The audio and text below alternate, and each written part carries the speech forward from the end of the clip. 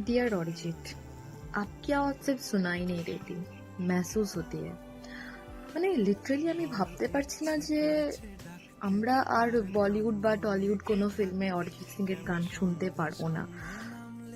হ্যাঁ, সবকিছুরই একটা শেষ থাকে, এটা আমরা জানি, বাট এটা এত তাড়াতাড়ি এটা আমরা এক্সপেক্ট করিনি। মানে লিটারালি এটা এক্সপেকটেশনের বাইরে আমাদের কাছে।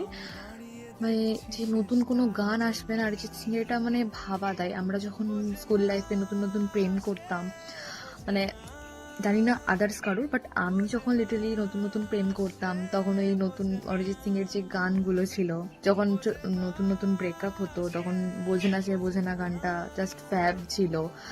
তারপরে যখন কাউকে এর থেকে যা রিকোয়েস্ট করতাম, মানে আমরা এক প্রকার কথার ভাব বা মানে অরিজিৎ সিং এর গানের মধ্যে নিজেদেরকে খুঁজে পেতাম, নিজেদের ফিলিং আমরা খুঁজে পেতাম।